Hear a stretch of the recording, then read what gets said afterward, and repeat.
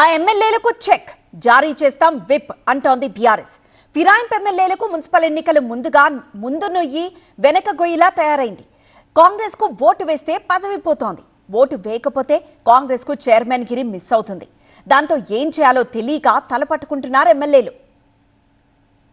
Telangana municipality ఎన్నికల వేళ మరోసారి పార్టీ మారిన ఎమ్మెల్యేలు హాట్ టాపిక్ గా మారారు. బీఆర్ఎస్ లో గెలిచి కాంగ్రెస్ లో చేరిన 8 మంది ఎమ్మెల్యేలు అనర్హత వేటు నుంచి తప్పించుకున్నారు. స్పీకర్ తీర్పు తర్వాత హమ్మయ్య అనుకున్న ఎమ్మెల్యేలు ఇప్పుడు మున్సిపల్ ఎన్నికల్లో ఎక్స్ అఫీషియో ఓట్ల వల్ల వామ్మో ఎలా బయటపడాలని ఆలోచిస్తున్నారు. మున్సిపల్ ఎన్నికల్లో 7 ఎమ్మెల్యేలు కాంగ్రెస్ కోసమే పనిచేశారు, కాంగ్రెస్ అభ్యర్థులను గెలిపించుకున్నారు. ఇప్పుడు మున్సిపాలిటీ చైర్పర్సన్ల విషయంలో ఎమ్మెల్యేలు ఎక్స్ అఫీషియో ఓట్లు వేయాల్సి ఉంటుంది. స్పీకర్ తీర్పు ప్రకారం వీళ్లు బీఆర్ఎస్ ఎమ్మెల్యేలు కాబట్టి బీఆర్ఎస్ విప్ జారీ చేస్తే ఎమ్మెల్యేలు గులాబీ పార్టీకి అనుకూలంగా ఓటు వేయాల్సి ఉంటుంది. ఒకవేళ ఓటు వేయకపోతే భవిష్యత్తులో రాజకీయంగా అనిశ్చితి ఏర్పడే అవకాశం ఉంది. అలా అని బీఆర్ఎస్ కు అనుకూలంగా ఓటు వేస్తే కాంగ్రెస్ పార్టీకి అన్యాయం జరుగుతుంది. దీంతో ఎమ్మెల్యేలకు ఏం చెయ్యాలో అర్థం కాని పరిస్థితి తలెత్తింది. స్టేషన్ ఘన్పూర్ లో ఎమ్మెల్యే కడియం శ్రీహరి, బాన్సువాడలో ఎమ్మెల్యే పోచారం శ్రీనివాసరెడ్డి, చేవెళ్ల, మొయినాబాద్, శంకరపల్లిలో కాలే యాదయ్య, గద్వాలలో బండ్ల కృష్ణమోహన్ రెడ్డి, జగిత్యాల, రాయికల్ మున్సిపాలిటీలో డాక్టర్ సంజయ్ ఎక్స్ అఫీషియో ఓట్లు కలిగి ఉన్నారు.